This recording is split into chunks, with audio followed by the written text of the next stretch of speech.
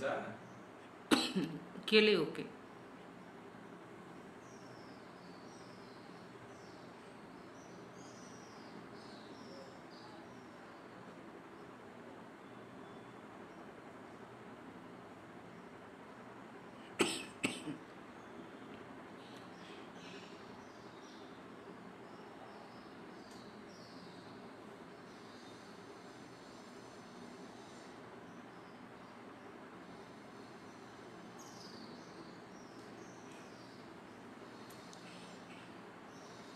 Facebook live व्याख्यानमालेमध्ये मला ऐकणाऱ्या सर्व बंधू भगिनींना जय भीम, जय ज्योती, जय अण्णा, जय लहुजी. मी प्राध्यापक डॉक्टर सारिका भंडारे, नेताजी सुभाषचंद्र बोस महाविद्यालय, नांदेड, आणि माझा विषय आहे अण्णाभाऊ साठे आणि मूल्यविचार. तथागत गौतम बुद्ध, यशोधरा, जिजाऊ, छत्रपती शिवाजी महाराज, छत्रपती संभाजी महाराज, येसुबाई, महात्मा बसवेश्वर, क्रांतिगुरु लहुजी साळवे, भगतसिंग, महात्मा ज्योतिराव फुले, सावित्रीबाई फुले, डॉक्टर बाबासाहेब आंबेडकर, रमाई, साहित्य सम्राट अण्णाभाऊ साठे, अहिल्याबाई होळकर, या सर्व महामानवांना विनम्र अभिवादन. कारण त्यांच्यामुळेच आपलं हे अभिव्यक्ती स्वातंत्र्य आहे. आपल्या ही जी स्वातंत्र्य, समता, बंधुता, न्यायाची जी आपली धडपड आहे किंवा जे एक स्वातंत्र्य आपल्याला मिळालेलं आहे ते यांच्यामुळेच मिळालेलं आहे. बहुजन संघटक यांनी 2-3 वर्षापासून या चॅनलमधून बऱ्याच प्रमाणामध्ये प्रबोधन केलेलं आहे. सर्वजित बनसोडे आणि त्यांचे सर्व सहकारी यांचं मी अभिनंदन करू इच्छिते. त्यांनी इथे अण्णाभाऊ साठे जन्मशताब्दी वर्षानिमित्त एवढी छान परिवर्तनवादी व्याख्यानमाला घेतलेली आहे. आणि ह्या वेगवेगळ्या पद्धतीने ज्या परिवर्तनवादी व्याख्यानमाला अण्णाभाऊच्या संदर्भामध्ये होत आहेत, त्यामुळे वेगवेगळ्या दृष्टिकोनातून अण्णाभाऊ आपल्याला अभ्यासायला मिळत आहे. जे सत्य आहे ते आपल्यासमोर येत आहे. पहा, खरा इतिहास जर आपल्याला कळाला तर पुढे एक प्रज्वलित किंवा ज्याज्वल्य इतिहास आपणही मांडू शकू. आणि अण्णाभाऊंच्या संदर्भातली ही जी माहिती आहे ती संशोधनाला खूप बरीचशी पूरक ठरत आहे. आपल्या ज्ञानामध्ये त्याच्यामुळे वाढ होत आहे.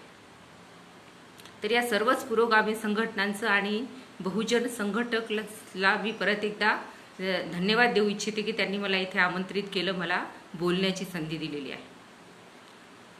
अण्णाभाऊ साठे मूल्यविचार या संदर्भात जेव्हा आपण विचार करायला लागतो तेव्हा असं लक्षात येतं, पहा, की आत्ता आपण स्वातंत्र्य, समता, बंधुता, न्याय ही जी मूल्ये आहेत ती अनुभवत आहोत. आणि ती अनुभवताना बाबासाहेबांचा लढा तिथे खूप मोठा आहे. त्यांनी ती घटनेद्वारे, कायद्याद्वारे आपल्याला दिलेली आहे. आस्था आणि भीती त्याच्यामध्ये आहे. परिवर्तनाची जी चळवळ आहे ती महात्मा बसवेश्वरांपासून सुरुवात झालेली आहे. जात नष्ट करणं हे महात्मा बसवेश्वरांनी सांगितलं होतं. जात ना देखो साधू की देखो तो बस ज्ञान, म्यान न देखो तलवार की देखो तो बस वार. तिथून पुढे महात्मा फुल्यांनी सुद्धा या परिवर्तनाचा लढा लढला. शाहू महाराजांनी लढलेला आहे. पहा, डॉक्टर बाबासाहेब आंबेडकरांनी तर त्याला कायद्याचंच रूप दिलेलं आहे. आणि म्हणून ही प्रतिगामी जी व्यवस्था आहे ती हल्ले करत नाही. जे त्यांना वाटतं ते आता एका धाकामध्ये आहे. आणि अण्णाभाऊंचा जेव्हा जन्म झाला त्या संदर्भात परिस्थिती काय होती अण्णाभाऊ स्वतः सांगतात. पहा, विठ्ठल उमपांची आणि त्यांची जेव्हा चर्चा होते तेव्हा ते म्हणतात की ही जी मांग जात आहे ही मांग जात पूर्वी फार शूरवीर होती. हिची जी परंपरा आहे ती अतिशय पराक्रमाची आहे आणि स्वराज्य उभं करण्यामध्ये हिचा फार मोलाचा वाटा आहे.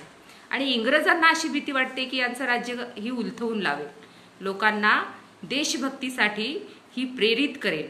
आणि म्हणून या लोकांना, प्रस्थापितांना हातामध्ये घेऊन, सोबत घेऊन इंग्रजांनी दरोडेखोर ठरवलं, चोर ठरवलं. त्यांना दिवसातून 3 वेळेस हजेरी लावणं, पाहिल तेव्हा त्यांना पकडणं, ही धरपकड त्यांची सुरू झालेली आहे. आणि त्यामुळे ही जी जात आहे, आता रंगारी जे आज आहेत रंगारी, तर ते पूर्वीचे मातंगच आहेत. तर त्यांनी आम्ही रंग लावणारे, आम्ही मांग नाही म्हणून ते कसं तरी जगण्याची धडपड करू लागले. परत सापगारुडीवालेही आम्ही बापाचा व्यवसाय करतो, आम्ही काही मांग नाही, किंवा असे अनेक जे आहेत ते त्यांनी स्वतःला मांग म्हणण्यापासून दूर ठेवलं, मातंग म्हणण्यापासून, आणि स्वतःच्या जीवनाचा लढा सुरू केला. फक्त जगणं हे फार महत्वाचं होतं. तेव्हा वाचलो बचेंगे तो और भी लढेंगे अशा पद्धतीने हे सगळं चाललेलं होतं. आणि तेव्हा अण्णाभाऊ साठे या पार्श्वभूमीमध्ये मोठे होत होते.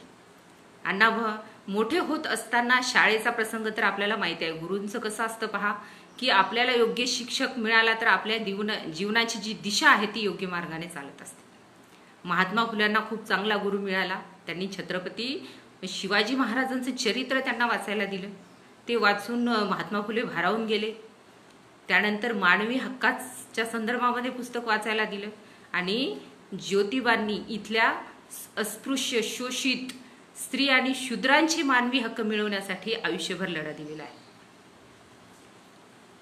महात्मा ज्योतिबा फुलेंचे जे शिक्षक आहेत ते म्हणतात पहा, की छत्रपती शिवराय जर आमच्या देशामध्ये जन्माला आले असते तर आम्ही अख्ख्या जगावरती राज्य केलं असतं. एवढा हा मोठा आणि महान माणूस त्याला राजकारणामध्ये संपवण्यात आला. आणि ही परिस्थिती आजही आहे. त्यात थोडाफार बदल झालेला आहे, पण ती परिस्थिती आजही आहे. डॉक्टर बाबासाहेब आंबेडकरांना सुद्धा चांगला शिक्षक मिळाला. त्यांनी बऱ्याच प्रमाणात बाबासाहेबांना सहकार्य केलेलं आहे, त्यांना नाव दिलेलं आहे. अण्णाभाऊंना जर असा शिक्षक मिळाला असता तर अण्णाभाऊंचं आयुष्य आणखी थोडं वेगळं असलं असतं, आणखी कोण्यातरी उंचीवरती असलं असतं. आजही खूप उंचीवर आहे, फक्त त्याचा शोध घेणं खूप महत्त्वाचं आहे आणि तो शोध आज आपण घेत आहोत. तर या पद्धतीने अण्णाभाऊ मोठे होत होते. पोटाची तर लढाई होतीच, जगायचं तर होतंच, पण जगताना अगदी शरण येऊन जगायचं नाही हे सुद्धा अण्णाभाऊंनी ठरवलेलं होतं. त्यांची जी बंडखोर प्रवृत्ती होती ती त्यांच्या शाळेमधूनच आपल्याला दिसून येते. पुढे अण्णाभाऊ लाल बावटाकडे गेले, तिथे ते त्यांच्यासाठी गाणी वगैरे लिहू लागले. मार्क्स त्यांनी स्वीकारला पहा, मार्क्स स्वीकारला, अगदी तन्मयतेने स्वीकारला. आणि मार्क्स म्हणतो की सगळे कामगार एक आहेत, सगळे कामगार एक आहेत आणि या सगळ्यांनी शोषणाचा लढा एकत्र येऊन लढला पाहिजे. आणि मग अण्णाभाऊंना हे सगळं वाटत होतं की सगळेच कामगार एक आहेत, पण अण्णाभाऊ जे सभोवताल वास्तव पाहत होते ते खूप वेगळं होतं. तिथेही भेदाभेद होते कामगारांमध्ये, तिथेही अस्पृश्य होता. आणि अण्णाभाऊंना खूप वाईट वाटलं. तिथे असा एक विभाग होता जिथे अस्पृश्यांना येण्याची सुद्धा बंदी होती. तिथे तोंडात दोरा धरून विणण्याचं काम चालायचं. मग अण्णाभाऊंना हे सगळं कुठेतरी मनामध्ये खलत होतं. आणि तेव्हा 1920ला बाबासाहेबांनी बहिष्कृत हितकारणी सभेची स्थापना करून सगळ्या आपल्या अनुयायांना घेऊन मानवमुक्तीचा लढा सुरू केलेला होता. आणि या मानवमुक्तीच्या लढ्यामध्ये स्वातंत्र्य, समता, बंधुता, न्याय ही मूल्ये आपल्याला मिळाली पाहिजेत. यासाठी चौदार तळ्याचा सत्याग्रह असो, महाडचा सत्याग्रह असो, मनुस्मृतीचं दहन असो, किंवा गोलमेज परिषदेमध्ये हे हक्क मागणं असो दलितांची, अण्णाभाऊ साठे हे सर्व पाहत होते पहा. आणि अण्णाभाऊंना वाटत होतं की आपल्यासाठी आता लढणारा, आपले हक्क अधिकार आपल्याला मिळवून देणारा जर कुणी असेल तर ते डॉक्टर बाबासाहेब आंबेडकर. आणि अण्णाभाऊ आपसुकच त्या विचारसरणीकडे झुकले गेले आणि डॉक्टर बाबासाहेब आंबेडकरांच्या विचारांना, त्यांच्या लढ्याला पूरक असं आपण लिहायला पाहिजे असं अण्णाभाऊंना वाटलं. अण्णाभाऊ त्याच पद्धतीने लिखाण करू लागले. अण्णाभाऊंनी 37 कादंबऱ्या ज्या लिहिलेल्या आहेत, त्यांचे 19 कथासंग्रह प्रकाशित आहे, 15 लोकनाट्य, 11 पोवाडे, 3 नाटकं, 1 प्रवास वर्णन. ही जी दर्जेदार साहित्यकृती आहे, विपुल तर आहेच पण विविधांगी प्रयोगशील आहे. कादंबरीच्या बाबतीमध्ये एक नवा प्रयोग, कथेच्या बाबतीत प्रयोग, लोकनाट्याच्या संदर्भात अगदी वेगळा काहीतरी तमाशा नाकारून तिथे त्याला लोकनाट्याचं रूप देणं असो, असं अनेक जे प्रयोग आहेत ते अण्णाभाऊंनी केलेले आहेत पहा. तर अण्णाभाऊ साठे जेव्हा या आंबेडकरी तत्वज्ञानाला अनुसरून लिहू लागले तेव्हा ते या शोषितांचा लढा मांडू लागले. अब्राहम लिंकन म्हणतो की मी कुणाचा गुलाम नाही आणि मी कुणाला गुलामही करणार नाही. मी कोणाचं स्वातंत्र्यही राहून घेणार नाही किंवा इतरांना मी माझ्या दास्यातही ठेवणार नाही. तर ही जी विचारधारा आहे ती विचारधारा अण्णाभाऊ साठे स्वीकारताना दिसतात. आणि तू गुलाम नाहीस, तर तू इथल्या या जगाचा निर्माता आहेस आणि त्यासाठीच लेखन केलं पाहिजे, हे प्रयोजन अण्णाभाऊसाठी समोर ठेवतं.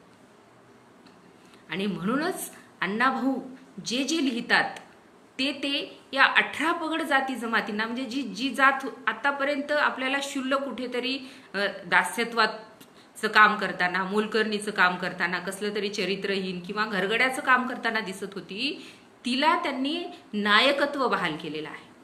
अगदी भिकारी किंवा वेश्या किंवा भटके विमुक्त माकडवाले ह्या सगळ्यांना त्यांनी नायकत्व बहाल केलेलं आहे. आणि यांचा लढा आपल्या साहित्यातून मांडलेला आहे. अण्णाभाऊंचं इनामदार हे नाटक जर आपण पाहू, समतेचं मूल्य समोर ठेवून, तर या नाटकामध्ये जो सरंजामदार, भांडवलदार जो आहे, सावकार, इनामदार, जो रक्तपिपासू आहे, अशा इनामदाराच्या विरुद्ध बंड करताना अण्णाभाऊसाठी आपल्याला इथे दिसत आहे. आणि हे जे बंड आहे ते त्यांनी जे जीवनामध्ये वास्तव अनुभव घेतलेले आहेत ते निखाऱ्यावरती आयुष्यभर चालतच राहिलेले आहेत आणि त्याचाच एक भाग आहे. डॉक्टर बाबासाहेब आंबेडकर म्हणतात की तुम्ही साहित्यिक तुमची वृत्ती संकुचित ठेवू नका, ती व्यापक करा. तुमच्या लेखणीने जे तळागाळातील लोक आहेत त्या सगळ्यांचं दुःख मांडा आणि ते दुःख कमी करण्याचा प्रयत्न करा, त्यांची मानसिकता बदला. आणि अण्णाभाऊंनी आपलं सगळं जे आयुष्य आहे ते यामध्येच घातलेलं आहे. शेवटच्या क्षणापर्यंत आंबेडकरी तत्वज्ञान, बौद्ध तत्वज्ञान मांडण्यासाठीच ते लिहित राहिलेले आहे. शेतकऱ्यांचा असूड महात्मा फुल्यांनी लिहिलं आणि अण्णाभाऊंनी आपल्या इनामदार मार्फत हाच आसूड या व्यवस्थेवरती ओढलेला आहे. शेतकऱ्यांचे प्रश्न मांडलेले आहे. मुकुंदासारखं एक पात्र त्यांनी तिथे निर्माण केलेलं आहे. आजही शेतकऱ्याचे प्रश्न तसेच आहेत. तो कर्जबाजारी आहे, सावकाराकडून लुबाडला जातो आणि शेवटी अशी परिस्थिती त्याच्यावर येते की त्याला आत्महत्या करावी लागते. आणि त्या संदर्भामध्ये अगदी पोट तिडकीने आज मांडणारं कुणी नाही असं लुलेकर सर सुद्धा म्हणतात. तर ते सगळं मांडलं गेलं पाहिजे. स्वार्थी नेतृत्व सोडलं तर जे जीवाभावाचं एक नेतृत्व असतं, आपलेपणाचं, ते नेतृत्व त्यांना मिळत नाही. तर समतेच्या अंगाने मला हे इनामदार नाटक खूप महत्वाचं वाटतं. आणि केवळ साहित्यातून नाही तर आपल्या सगळ्या त्यांच्या आयुष्यामध्ये जे जसे ते वागायचे ना, तर ते ह्या सगळ्या मूल्यांना धरूनच वागायचे. बंधुत्व हे मूल्य त्यांच्या वागण्यामध्ये, चालण्या बोलण्यामध्ये, आपल्याला कृतीमध्ये दिसायचं. चंद्रकुमार नलगेंना त्यांचा खूप सहवास मिळालेला आहे पहा. आणि नलगे सर लिहितात की अण्णाभाऊ जेव्हा रशियामध्ये गेले, तिथे दुसऱ्या दिवशी त्यांना रशिया पाहायचा होता. सकाळी सगळं आवरून ते निघाले, दार काढलं आणि समोर 2 व्यक्ती त्यांना दिसले. ते त्यांना घेऊन जायला आलेले होते. अण्णाभाऊसाठी त्यांच्यासोबत निघाले आणि ते पाहतात तर चोही बाजूनी अण्णाभाऊसाठी आरशात दिसत आहेत. त्यांना आश्चर्य वाटलं, माझ्यासारखा असा वेडा गबाळा माणूस एवढा सगळ्या आरशांमध्ये. मग त्या लोकांनी सांगितलं की सर हे टेलिव्हिजन आहे आणि इथे तुमचा सगळ्या दिवसभराची दिनचर्या जी आहे तुमची, ती दिनचर्या इथे दाखवली जात आहे. हे सांगतच अण्णाभाऊ खिन्न होतात, उदास होतात आणि म्हणतात की इतर देश किती प्रगतिशील झालेले आहेत, किती सुधारलेले आहेत, किती पुढे गेले आणि आपण कधी सुधारणार, आपली प्रगती कधी होणार. आणि ती प्रगती जी आहे ती आपणच घडवायची आहे, ती कुणी दुसरा येऊन घडवणार नाही. हे अण्णाभाऊंना कळून चुकलं होतं. आणि म्हणून शेवटच्या क्षणापर्यंत अण्णाभाऊंनी आपल्या भाषणातून म्हणा, लेखणीतून म्हणा, बोलण्या वागण्यातून म्हणा, हा कृती कार्यक्रम राबवलेला होता. जेव्हा चंद्रकुमार नलगेंच्या पहिला कथासंग्रह प्रकाशित करायचा होता तेव्हा त्यांना वाटलं की अण्णाभाऊंच्या एवढ्या धकाधकीच्या जीवनामध्ये त्यांना वेळ मिळेल की नाही. आणि अण्णाभाऊंना तरी त्यांनी सहज विचारलं, पण अण्णाभाऊसाठींनी सांगितलं लवकर पाठवा, मी लवकरात लवकर त्याच्यावर प्रस्तावना लिहून पाठवतो. आणि त्यांनी जेवढं नलगेंनी म्हणजे विचार केला होता किंवा त्यांना जसं वाटलं होतं त्याच्याही खूप आधी त्यांनी प्रस्तावना लिहून पाठवलेली आहे. आणि आमच्या ह्या लेखकाला, वारणेच्या खोऱ्यातल्या लेखकाला स्वीकारा असं म्हटलेलं आहे. कारण मला तुम्ही स्वीकारलेला आहे, शासन मान्य केलेलं आहे असं अण्णाभाऊ म्हणतात पहा. आणि अण्णाभाऊंची तेव्हाची ती प्रसिद्धी याच्यावरून आपल्याला लक्षात येते. लोकमान्य तर अण्णाभाऊ होतेच, पण राजमान्य सुद्धा त्यांना तिथे केलेलं आहे असा अण्णाभाऊ उल्लेख करतात. हे जे अण्णाभाऊंचं बंधुत्व आहे आपल्या वागण्यातलं, ते अनेक वेळा दिसून येतं. अण्णाभाऊ साठेंनी अनेक कादंबऱ्या लिहिलेल्या आहेत जे स्वातंत्र्य, न्याय ही मूल्य मांडतात. अण्णाभाऊंची मास्तर कादंबरी आपल्याला माहिती आहे. त्यातला मास्तर देशासाठी, देशप्रेमासाठी ध्येयवेडा आहे. आणि 1940 नंतर ही जी चळवळ गतिमान झाली, त्या चळवळीमध्ये तो स्वतःला झोकून देताना दिसतो आणि त्याला शिक्षा होती. तो जो तुरुंगवास आहे तो खूप मोठा असतो आणि त्याची पहिली पत्नी मृत्यू पावलेली असते आणि दुसरीची एक मालनशी त्यांचं लग्न ठरलेलं असतं. ह्या मालनला ते सांगतात की तू दुसरं लग्न कर, तुझं आयुष्य कसं निघणार. तिला व्यवस्थित समजावतात. ती सुरुवातीला नाही म्हणते, पण नंतर ती तयार होते. आणि ती जेव्हा लग्न करते त्याच्यानंतर देशाला स्वातंत्र्य मिळतं आणि हे जे देशभक्त आहेत ते सर्व सुटली जातात, त्यांना सोडलं जातं. पहा, इथे एक न्यायप्रिय, संवेदनशील असा नायक अण्णाभाऊ साठेंनी उभा केलेला आहे, ज्याला देशप्रेम तर आवश्यक वाटतंच, पण सामाजिक समता सुद्धा महत्वाची वाटते. लोकमान्य टिळकांच्या संदर्भात आपल्याला माहीतच आहे. लोकमान्य टिळकांनी सगळ्या या कुणब्यांना तिथे विधिमंडळात जाऊन काय नांगर हाकायचा आहे का, किंवा चांभारांना काही चपल्या शिवायच्यात का म्हटलं होतं. किंवा राजर्षी शाहू महाराजांच्या वेदोक्त प्रकरणामध्ये खूप काही त्यांनी आडकाठी आणलेली होती. आणि हेच जे लोकमान्य टिळक आहेत त्यांनी सिंहगडावरती त्यांचा बंगला आहे. पहा, सयाजीराव गायकवाडांचं घर आता त्यांचं आहे. तर ज्या सिंहगड ज्याने जिंकला असा तो शूरवीर मावळा, त्याची जी वंशावळ आहे तानाजी मालुसरे, ती तिथे दही दूध विकण्याचं काम करते आणि यांचा मात्र तिथे बंगला आहे. तर अशा पद्धतीने जी विसंगती आपल्याला दिसते. महात्मा गांधीच्या संदर्भातही तेच आहे. त्यांनाही देशभक्ती हवीच होती, देशाला स्वातंत्र्य मिळणं हे महत्वाचं वाटत होतं, पण त्यांना सामाजिक समता नको होती. म्हणूनच त्यांनी स्वतंत्र मतदारसंघाची जी मागणी आहे तिला खूप विरोध केलाय. पहा, डॉक्टर बाबासाहेब आंबेडकरांच्या. तर असा जो वरवरचा सवंग सुधारवाद जो आहे तो इथे अण्णाभाऊंना मान्य नाही. आणि त्यांचे नायक अशा पद्धतीने वेगळी सुधारणा करू इच्छित नाहीत. अण्णाभाऊ साठेचे दुसरी एक कादंबरी आहे वारणेच्या खोऱ्यामध्ये. त्यातलाही लढा इतरांसाठीच आहे. पहा,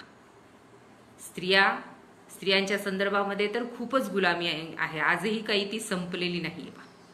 हुंड्याचा प्रश्न मोठा आहे. परत मनुस्मृतीने तर आम्हाला अगदीच तळपायाच्या खालची असं मानलेलं आहे. दासी ज्याला आपण म्हणूया, अस्पृश्यांसारखीच पायातूनच जन्मलेली वगैरे. आणि त्यातल्या त्यात परत ती स्त्री जर क्षुद्र असेल तर तिची वेदना खूपच वेगळ्या पद्धतीची असते. आणि अशी जी एक सई आहे जी गरोदर आहे, अशा सई कुणाच्या तरी शेताची, मथाजी नावाच्या एका पाटलाच्या शेताचे 4 लाकडं काढते. तर तो पाटील तिला लाथाबुक्या मारतो. पहा, आणि लाथाबुक्या मारताना हा सतू भोसले पाहतो. त्याला पाहिल्यानंतर तो समजावल्याने तो ऐकत नाही म्हणून त्याला तो मारून टाकतो. नंतर याच वारण्या खोऱ्यातल्या प्रत्येक स्त्रीच्या सुखासाठी हा सतू झटतो, त्यांचे संसार व्यवस्थित करण्याचं काम तो करतो. आणि याच सईच्या मुलाच्या, म्हणजे डॅनियल हा इंग्रज अधिकारी होतो चांगला, आणि त्याच्या हातूनच सतू भोसले मारला जातो. आता मारला जातो म्हणजे तो स्वतः मरण पत्करतो, कारण ज्यांना मी वाचवलं त्यांनाच मी परत कसं मारणार. पूर्वीही इतरांसाठीच जो आयुष्यभर जगला आणि मरतानाही तो इतरांसाठीच मेलेला आहे. असा उदारमतवादी जो सत्तू भोसले अण्णाभाऊंचा जो दरोडेखोर आहे तो मात्र खऱ्या जीवनातला नायक आहे. आणि हे नायकत्व अण्णाभाऊंनी फक्त पाहिलेलं नाहीये, तर हे त्यांनी अनुभवलेलं आहे. अण्णाभाऊंना कल्पनेचे पंख लावून भराऱ्या मारताच येत नाही. त्यामुळे ते जे लिहितात ते त्यांच्यामध्ये राहून, पाहून, अनुभवून अस्सल आणि जातीवंत लिहितात.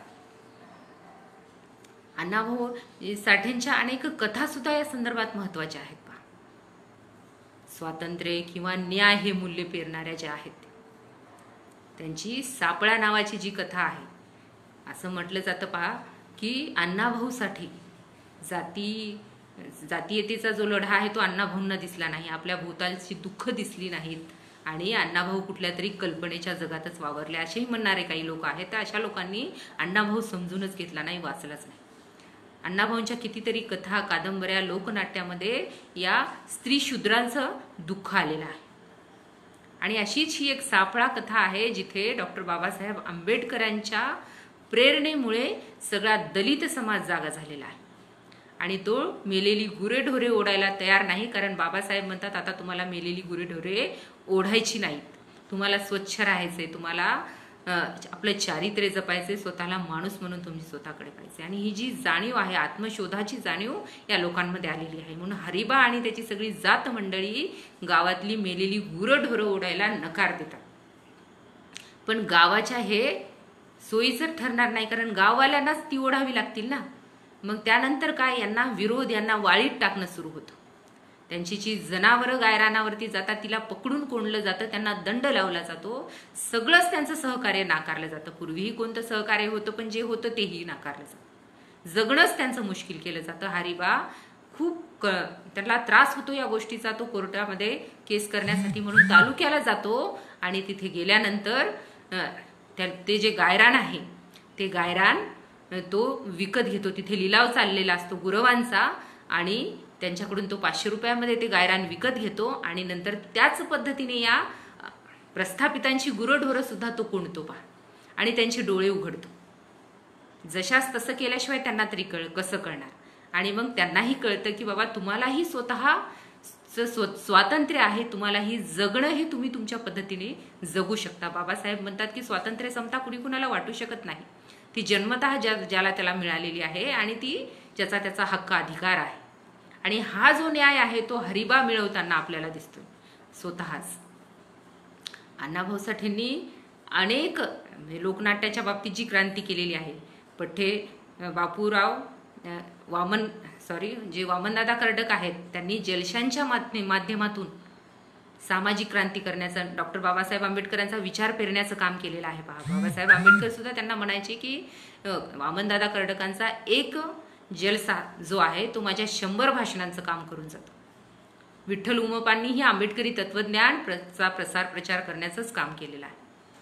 आणि ज्या डॉक्टर बाबासाहेब आंबेडकरांनी पठ्ठे बापूरावांची मदत नाकारली, कारण आमच्याच स्त्रिया तुमच्याकडे कलावंती म्हणून त्यांच्याच पैशावरती तुम्ही जगताय, हे बाबासाहेबांनी सांगितलं.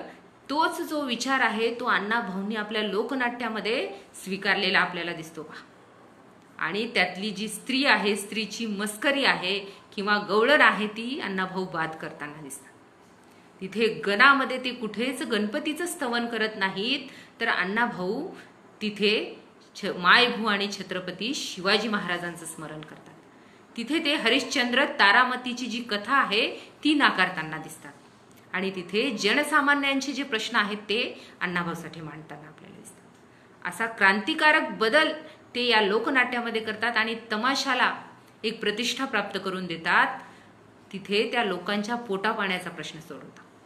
म्हणजे किती सूक्ष्म पद्धतीने अण्णाभाऊ हे सगळं करायचे.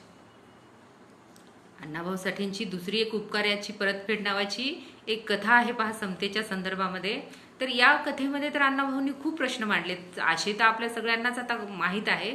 या कथेचा याच्यामध्ये 4 लोक असतात, एक धोबी, एक मळू महार, लखू माग आणि एक शंकर चांभार. तर त्यांच्या आपल्या आपल्या जे जातीचे स्तर आहेत ते स्तर कशा पद्धतीचे आहेत आणि ते का प्रस्थापित त्यांनी मांडलेले आहेत, तर त्यांना त्यांची जी जागा आहे ती भक्कम ठेवायची आणि ती जागा भक्कम राहावी म्हणून आपल्यामध्ये भांडणं लावण्याचं काम हे जे प्रस्थापित करत आहेत त्याला उजेडात आणण्याचं काम इथे अण्णाभाऊ साठे करतायत. मळू महार आणि लखू माग जे आहे त्यांची चप्पल शिवायला हा शंकर चांभार तयार नाही, त्यांच्याकडे सळ आणि दोरा फेकतो तो. इथे मळू महार मात्र आंबेडकरांच्या चळवळीमुळे त्याला थोडीशी जाण आलेली आहे, पण लखू माग मात्र अजूनही झोपीतच आहे. आणि म्हणून त्या शंकर चांभाराच्या पत्नीने फुटक्या कपातून दिलेला चहा सुद्धा हा लखू माग पितो, मळू महार नाकारतो. जेव्हा या शंकर चांभाराची गाय मरते तेव्हा मळू महार ती ओढायला नकार देतो, तेव्हा या उपकाराची जाणीव हा करून देतो शंकर चांभार. तेव्हा तो त्याची कावडणी त्याच्याकडे फेकून त्याच्या उपकाराची परतफेड करतो. पण तो आपल्या ठरवलेल्या ध्येयाशी अगदी निष्ठेने ते ध्येय पुढे नेताना दिसतो. मला ओढायची नाहीये ना मेलेली गुरंढोरं, मी ओढणारच नाही. पहा, संविधानामुळे आज एक ओबीसीचा पंतप्रधान जो आहे तो आपण पाहतोय. संविधानाची किमया आहे ही. आणि छत्रपती शिवाजी महाराजांना किती त्रास झाला राजपद मिळवण्यासाठी, स्वतःचा राज्याभिषेक करून घेण्यासाठी. आणि हा जो आपल्यातला माणूस तिथे काय करतोय, तो मंदिरं बांधण्याची काम करतो. किती मोठा अन्याय आज कोरोनाच्या पार्श्वभूमीवरती सुरू आहे, त्याचा किती फायदा घेतला जातो. ज्योती पासवान नावाची जी मुलगी इथे परभणीच्या जवळ म्हणजे अपंग वडिलांना घेऊन येते, तिची एवढी वाहवा होते, डोनाल्ड ट्रम्प सुद्धा तिची स्तुती करतो. आणि इथे आल्यावर मात्र 13 वर्षाच्या मुलीवरती अत्याचार होतो, तिला मादी समजलं जातं केवळ, आणि तिला मारून टाकलं जातं. ही एक घटना नाही, अशा असंख्य घटना घडताना दिसत आहे. एक स्त्री आपल्या गावामध्ये येते आणि तिच्याही मुलीवरती अशाच पद्धतीने अत्याचार इथेच परभणी जिल्ह्यात होताना दिसतो. हे सगळं कसं नाकारलं गेलं पाहिजे, तर याच्यामध्ये आपल्या सगळ्यांचं एकत्र येणं खूप अभिप्रेत आहे. सुशांत सिंग राजपूतच्या बाबतीत काय झालं, वंशवाद ज्याला आपण म्हणतो, नेपोटिझम ज्याला आपण म्हणतो. एक स्त्री, माझा अनुभव सांगते, ती मला म्हणे की मला जात विचारली, मग मी नाही सांगितली. त्यानंतर त्यांनी म्हटलं की मी रजपूत ब्राह्मण आहे. आता रजपूत ब्राह्मण म्हणजे मला वाटलं की मग ओपन मध्ये येत असेल ते काहीतरी. नाही म्हणे, ओबीसी मध्येच येतो. ओबीसी मध्ये तुम्ही येतो, तुम्हाला सगळे बाबासाहेबांचे हक्कांनी जे दिलेलं आहे ते सगळं स्वीकारायचं आहे, पण तुम्हाला नातं कुणाशी जोडायचं आहे, ब्राह्मणांशी जोडायचं आहे. पहा, आणि ती तुम्हाला बाबासाहेब जवळचे वाटत नाही, बाबासाहेबांची लोक तुम्हाला जवळची वाटत नाहीत, फक्त बाबासाहेबांचं आरक्षण तुम्हाला जवळचं वाटतं. आणि ही आजही परिस्थिती काही बदललेली नाही. ती परिस्थिती बदलणं आवश्यक आहे. रक्षाबंधन झालं पहा, आणि बाबासाहेबांनी किती मोठी भेट दिलेली आहे आपल्या सगळ्या स्त्रियांना, मुक्तीची भेट दिलेली आहे. आज आपलं आयुष्य काय राहिलं असतं, मनुस्मृतीप्रमाणेच राहिलं असतं. आणि ती भेट आपण कधीतरी त्याचा अगदी मुक्तपणे धन्यवाद देतो का त्या भेटीसाठी, याचा विचार केला गेला पाहिजे. म्हणजे बाबासाहेबांनी हिंदू कोड बिल मांडलं आणि आपल्याला अनेक आपले हक्क अधिकार मिळवून दिलेले आहेत. घटस्फोटाचा अधिकार दिला, पोटगीचा अधिकार दिला, पुनर्विवाहाचा अधिकार दिला, केशवपन पद्धती बंद केली, सतीची चाल बंद केली, दत्तक घेण्याचा अधिकार दिला, आणि वडिलांच्या संपत्तीमध्ये, नवऱ्याच्या संपत्तीमध्ये वाटा दिला. पण आपण बायकांनीच त्याला विरोध केलेला आहे. ही आपली शोकांतिका आहे. पहा, कसलंही म्हणजे त्याच्यावरती चर्चा न करता, कोणता गोंधळ न करता, अगदी शांतपणे माझं हे बिल गाडलं गेलं, पुरलं गेलं, मारलं गेलं, असं बाबासाहेब म्हणतात. खूप वाईट वाटतं त्यांना, ते प्रतिगाम्यांचा विजय वाटतो त्यांना. तर तो जो विजय आहे तो अण्णाभाऊ मात्र नाकारताना दिसतात. अण्णाभाऊंच्या पानावरती हिंदू कोड बिल पास झालेला आपल्याला दिसतं. मग तो अण्णाभाऊंचा बरबाद्या कंजारी असू दे, अण्णाभाऊंची आवडी असू दे, का अण्णाभाऊंची सीता चिखलातील कमळ असू दे. पहा, ह्या सगळ्या ज्या स्त्रिया आहेत त्या अंधश्रद्धा नाकारताना दिसतात. बसवांनांनी सुद्धा अंधश्रद्धा नाकारली. त्यांनी ते पंचमीच्या जे दूध आणि लाह्या ते तिथे वारुळावर टाकू दिल्या नाहीत, तर त्यांनी त्यांच्याकडे शिकणाऱ्या पोरांना त्या देऊन त्यांचं शरीर बनलं पाहिजे असं म्हटलं. महात्मा फुलेंनी तर कधीच असल्या अंधश्रद्धांना थारा दिला नाही. डॉक्टर बाबासाहेब आंबेडकरांनी तर त्यांना ओवाळलेल्या ताटातलं सुद्धा ती भाकरी ते फेकून द्यायला देऊ देत असत, नसं खाऊन घेत असत. माझे एवढे सगळे बांधव उपाशी असताना मी कसा अशा पद्धतीने फेकून देऊन अशा चालीरीती जोपासू असं बाबासाहेबांना वाटायचं. पहा, म्हणून नंतर त्यांना कोणी ओवाळण्याचाही घरच्यांनी प्रयत्न केला नाही. जेव्हा रमाबाईंनी विठ्ठलाचं दर्शन घेण्याचा हट्ट धरला, जशा रमाबाई खूप समजदार होत्या आणि डॉक्टर बाबासाहेब आंबेडकरांच्या लढ्यामध्ये अगदी तेवढ्याच पद्धतीने सहभागी होत्या, त्या बरोबरीने उभी होत्या. पण आता ती शेवटची इच्छा म्हणून आणि खूप काळापासून जे डोक्यामध्ये असतं ते सहज जात नाही. पण बाबासाहेब म्हणाले की अशा पद्धतीने दुरून दर्शन घेणं मला मान्य नाही, कारण मी माझ्या ज्या समाजाचा लढा लढतोय त्यासाठी ते आवश्यक आहे. आणि एका विटेवरती माझा सगळा समाज म्हणजे एकूणच सगळा, आणि तो एका विटेवरती उभं राहून जेव्हा दर्शन घेईल आणि ते त्याच्या तिथे मूर्तीचं दर्शन घेईल, तेव्हा मी ते स्वीकारेल जाणं, जर तुम्हाला जायचंच असेल तर. बाबासाहेबांनी तर कधीच असं देवदेवता स्वीकारली नाही, अण्णाभाऊंनी स्वीकारली नाही. अण्णाभाऊंनी अनेक विज्ञानवादी कथा कादंबऱ्या लिहिलेल्या आहेत. अण्णाभाऊंनी आवडी लिहिली, आवडीमार्फत अण्णाभाऊंनी आंतरजातीय विवाह, अण्णाभाऊंनी लिव्ह रिलेशनशिप, ऑनर किलिंग यासारखे खूप मोठमोठे विषय हाताळलेले आहेत. अण्णाभाऊंची टिळा लाविते मी रक्ताचा, वैर ह्या कादंबऱ्या सुद्धा आंतरजातीय विवाहाचा स्वीकार करताना आपल्याला दिसतात. बसवांनांनी पहिला आंतरजातीय विवाह लावला, महात्मा फुल्यांनी पुनर्विवाह लावलेला आहे आणि डॉक्टर बाबासाहेब आंबेडकरांनी तर आंतरजातीय विवाहाचा पुरस्कारच केला होता. यातून जाती बऱ्याच प्रमाणात नष्ट होतील असं बाबासाहेबांना वाटत होतं. पण त्या किती जाती नष्ट झाल्या हा मात्र विचार करण्याचा प्रश्न आहे. आजही दलित मुलींना म्हणजे हे पाहिलेलं आहे, अनुभवलेलं आहे. माझ्याच एका मैत्रिणीला एका ओबीसीच्या घरामध्ये जेव्हा ती आंतरजातीय विवाह करून जाते तेव्हा तिथल्या लोकांकडून किती मानसिक त्रास होतो हे पाहिलेलं आहे. प्रस्थापितांच्या मुली आपल्या घरात येतात, पण आपल्या मुली जातात का हा प्रश्न आहे.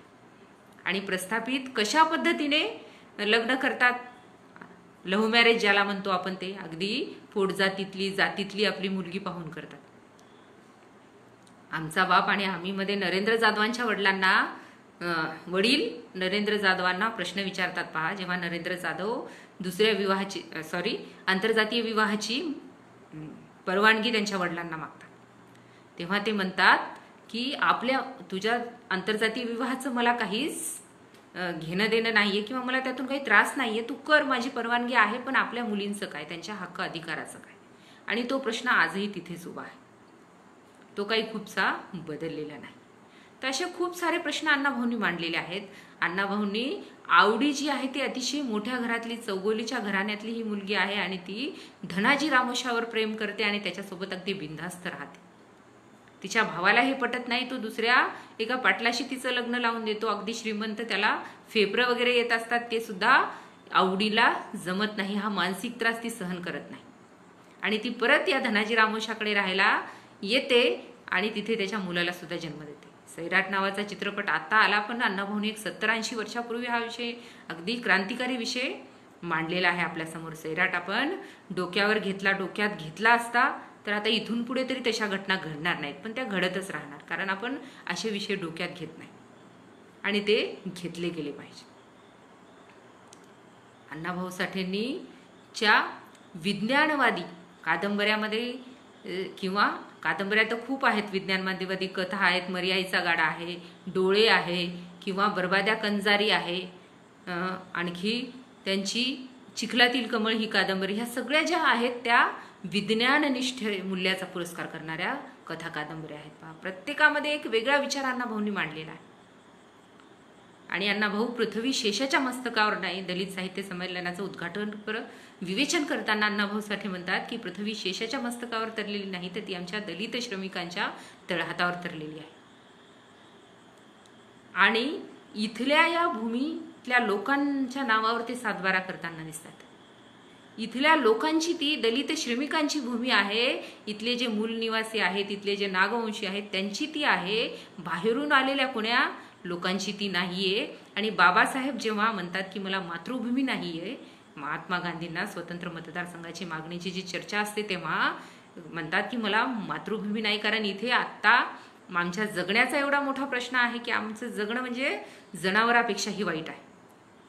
आता आहे तर थोड्या वेळाने आम्ही नाहीत, त्याला कसलीच किंमत नाहीये. एवढा मोठा अत्याचार आमच्यावर होतो जो माणसावर होऊ शकत नाही, तर ती मातृभूमी माझी कशी असेल. तेव्हा अण्णाभाऊ, मला वाटतं की अण्णाभाऊंच्या मनात कुठेतरी जखम होते आणि अण्णाभाऊ म्हणतात डॉक्टर आंबेडकरांना, बाबासाहेबांना की बाबासाहेब, ही जी भूमी आहे ती तुमची आहे, तुमच्या या सगळ्या बंधूंची आहे. हे सगळं मांडण्याचं काम, एवढं व्यापकत्व अण्णाभाऊंच्या साहित्यामध्ये, त्यांच्या लेखनामध्ये, त्यांच्या परिवर्तनवादी भाषणांमध्ये आपल्याला दिसतं. अण्णाभाऊ साठे म्हणतात, जग बदल घालून घाव सांगून गेले मला भीमराव. डॉक्टर बाबासाहेब आंबेडकरांचा जो लढा आहे तो शेवटच्या क्षणापर्यंत बाबासाहेबांनी लढलेला आहे, पण पुढेही तो चालूच राहावा लागणार आहे, तो थांबून चालणार नाही.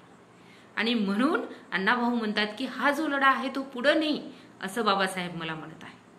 आणि घाव घालतो, ज्या पद्धतीने आपण एखाद्या दगडाला वर घाव घालून त्याला एका शिल्पामध्ये रूपांतरित करत असतो. अगदी त्याच पद्धतीने तुला माणूसपणाची एक मूर्ती घडवायची आहे आणि त्यासाठी सगळ्यांना एकत्र करायचं आहे. एकजुटीच्या रथावरती आरूढ होऊन सगळ्यांनी एकत्र यायचं आहे आणि हा जो सामाजिक, आर्थिक, राजकीय, सांस्कृतिक लढा जो आहे, असमानतेचा तो लढायचा आहे आणि तिथे समानता पेरायची आहे. हेच एक समतावादी जे मूल्य आहे ते मूल्य अण्णाभाऊ साठे पेरताना दिसत आहे. अण्णाभाऊ साठेंनी अनेक त्यांच्या ज्या इतरही साहित्य कृती लिहिलेल्या आहेत त्याच्यामध्ये फकीरा आहे. फकीरा किंवा अण्णाभाऊंची माकडीचा माळ अगदी ज्ञानपीठ मिळावी एवढ्या उच्च दर्जाची ह्या कादंबऱ्या आहेत. अण्णाभाऊंना डॉक्टरेट मिळावी, डिलीट मिळावी, ज्ञानपीठ मिळावं, भारतरत्न मिळावं, मिळालंच पाहिजे. पण अण्णाभाऊ अशा जातीमध्ये जन्माला आले ते प्रस्थापित नव्हते, नाही तर त्यांना केव्हाच ते सगळं मिळालं असतं. घटनेचं जे 14वं कलम ज्या पद्धतीने जातीयता नष्ट करतं, 15वं कलम स्त्री पुरुष समानता मानतं, त्याचप्रमाणे 18वं जे कलम आहे ते म्हणतं की इथे तुम्हाला रूढी परंपरेने ज्या पदव्या मिळालेल्या आहेत, पाटील, पेशवे किंवा इतर कोणत्या ज्या आहेत त्या देशमुख, त्या नाकारून तुम्हाला तुमच्या स्वकर्तृत्वावरती पूर्ण जगामध्ये तुमचं ते कार्य करावं लागेल आणि ते विना खर्च, विना मोबदला असेल तर तुम्हाला भारतरत्न मिळेल. अण्णाभाऊंनी पहिला आंतरराष्ट्रीय जो शिवाजी महाराजांचा चरित्रकार ज्याला आपण म्हणूया आंतरराष्ट्रीय दर्जाचा, ते अण्णाभाऊ साठे आहेत. त्यांनीच तर शिवचरित्र तिथे मांडलेलं आहे रशियामध्ये. अण्णाभाऊंचं कितीतरी साहित्य जे आहे ते जगामध्ये आज प्रसिद्ध होताना दिसतं, गाजताना दिसतं, 28 भाषांमध्ये भाषांतरित होताना दिसतं. भारतामध्ये तर ते अनेक विद्यापीठात आहेच, पण इतरही आहेच. तर हे जे आहे ते सगळं अण्णाभाऊंच्या, महात्मा फुल्यांच्या बाबतीत लागू होतं. पण प्रस्थापितांना विरोध करण्याचं काम ही लोक करतात म्हणून ह्यांना ते सहज मिळणं शक्य नाही. जेव्हा आपली सत्ता तिथे प्रस्थापित होईल, आपली लोक तिथे असतील आणि ती मागणी करतील, तेव्हा हे सगळं जमेल. त्यासाठी खुर्ची असावी लागेल आणि ती जर मिळवायची असेल तर सगळ्यांना एकत्र यावं लागेल. त्या नावाखाली तरी एकत्र यावं लागेल. आपापल्यातले भेद मिटवावे लागतील. अण्णाभाऊ साठेंनी फकीरा त्यांची जी कादंबरी आहे ती डॉक्टर बाबासाहेब आंबेडकर यांच्या लेखणीला वाहिलेली आहे. आणि ती का वाहिली असेल अशा पद्धतीने, त्याच्या मागे काय विचार असेल, तर तो विचार आपल्याला फकीरामध्येच दिसतो. पहा की फकीराला जेव्हा पकडण्यासाठी इंग्रज सैनिक येतात आणि ते अधिकारी इंग्रज सैनिक त्यांना शोधत असतात, तेव्हा फकीरा काही सापडत नाही. ते जंग पछाडत फिरतात. पण फकीरा खूप पराक्रमी, मुसद्दी, अगदी तो यांच्या हाती लागणं शक्यच नाही. मग ते काय करतात, त्यांच्या कुटुंबांना ओलीत ठेवण्याचं काम करतात. ते ओलीत ठेवल्यानंतर या कुटुंबाला फकीरा आपणच आत्मसमर्पण करतो. आत्मसमर्पण केल्यावर त्याच्याकडची जी सगळी हत्यारं आहेत ती सुद्धा काढून घेतली जातात. पहा, आणि ही हत्यारं काढून घेतल्यानंतर एक जी तलवार असते ती तलवार तो मागतो. आणि ती तलवार तो का मागतो, कारण ती त्यांच्या पंजोबाला छत्रपती शिवाजी महाराजांनी त्यांच्या पराक्रमाबद्दल दिलेली असते.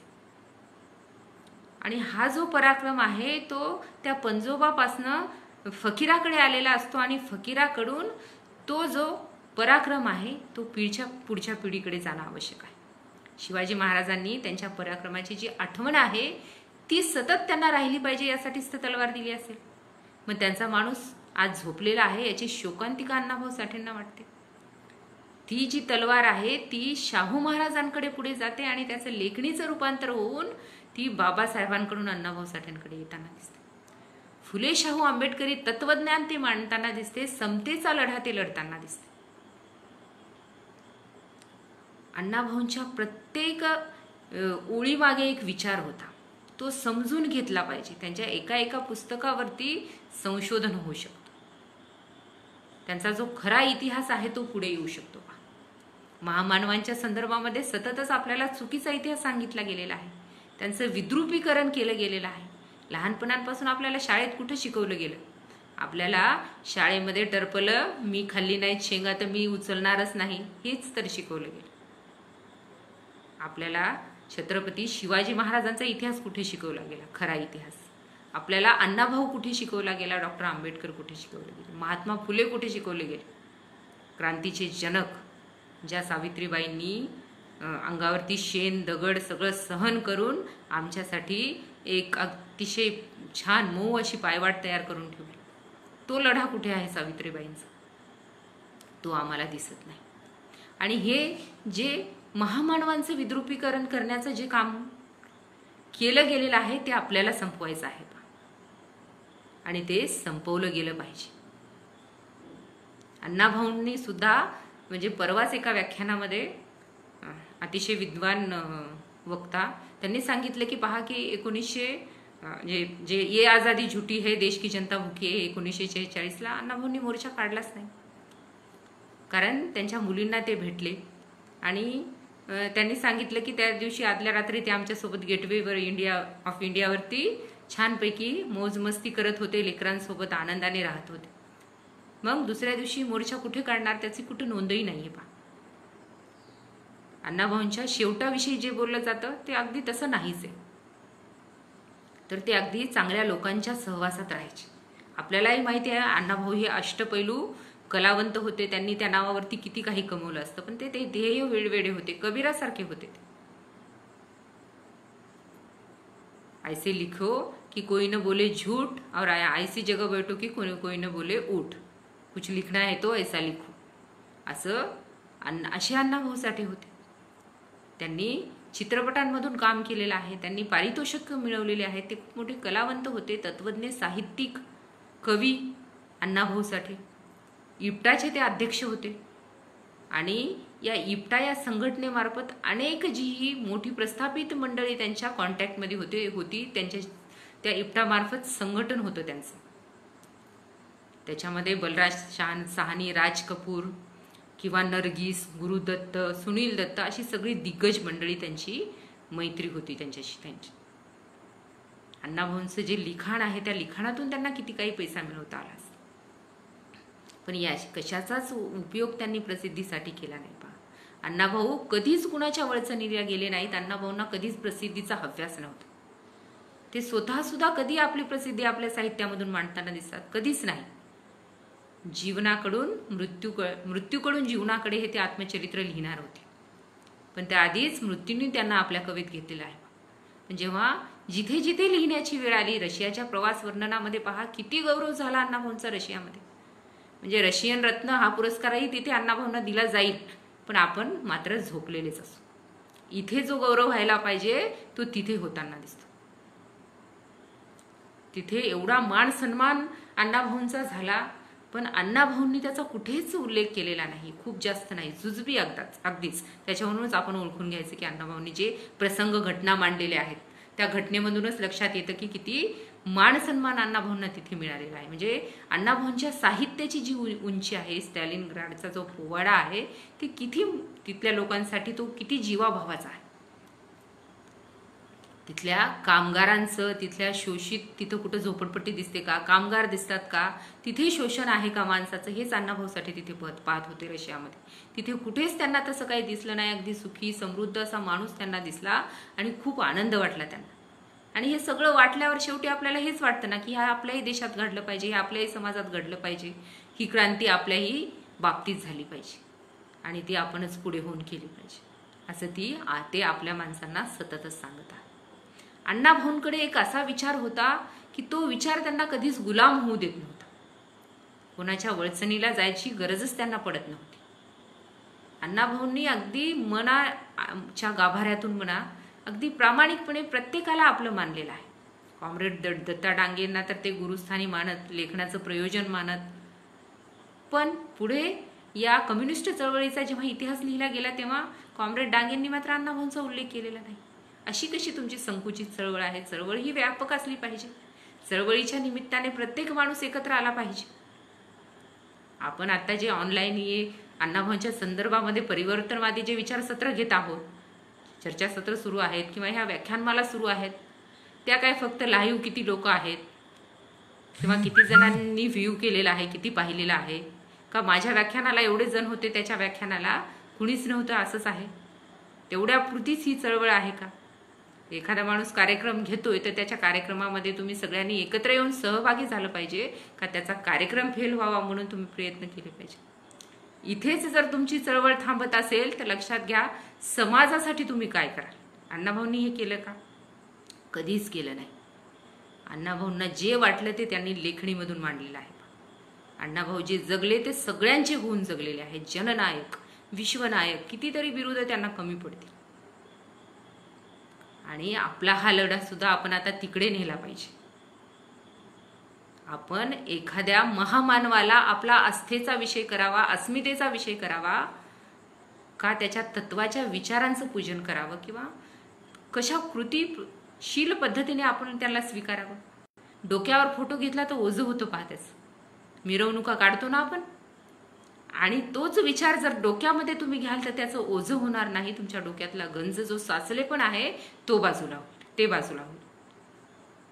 आणि हे अशा पद्धतीची आपल्या डोक्यामध्ये विचार घेणारी मिरवणूक आपल्याला काढायची आहे. ते विचार स्वीकारायचे आहेत. आपला माणूस आजही खूप मागासलेला आहे, व्यसनाधीन आहे. त्याचं व्यसन कमी करण्यासाठी आपल्याला प्रयत्न करायचे. त्यांना शिक्षणाकडे आपल्याला त्यांचं मार्गक्रमण करायचं आहे. शिक्षणाचं महत्त्व त्यांना आज आपल्याला पटवून द्यायची गरज आहे.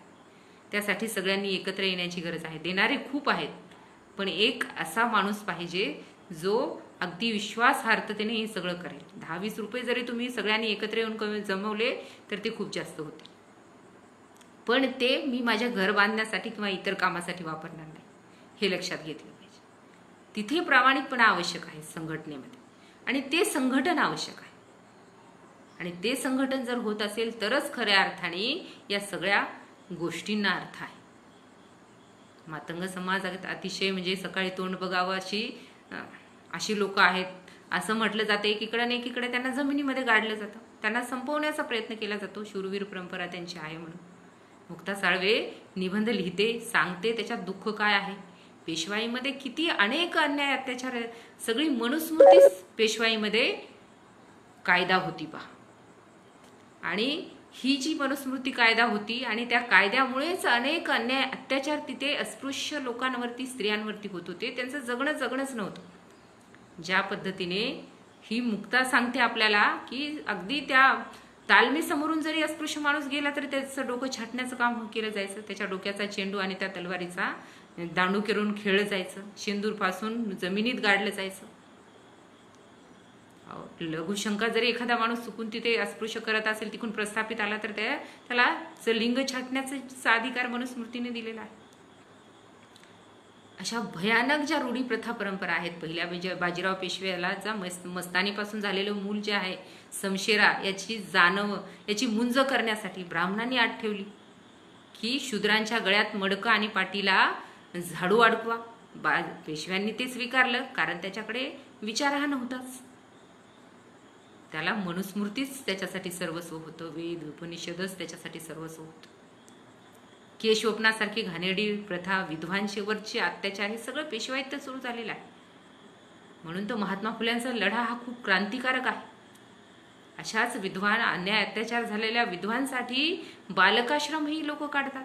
इथे सुरक्षित बाळांत व्हा येऊन म्हणतात माया बहिणींना. म्हणजे कितीही मानवता आहे, किती हा मानवतावाद आहे. एवढा मोठा विचार कोण करू शकतो? साधी माणसं करू शकत नाही. तर असा जो हा लढा आहे, हे महानायक जे आहेत ते करताना दिसतात. फुले शाहू आंबेडकरी विचारधारा अण्णाभाऊ स्वीकारताना आपल्याला दिसतात. अण्णाभाऊ साठे जर स्वीकारायचे असतील तर आपल्याला या पद्धतीने पुढे जावं लागेल. महात्मा फुल्यांचा विचार समजून घ्यावा लागेल, कबीरांचा विचार समजून घ्यावा लागेल.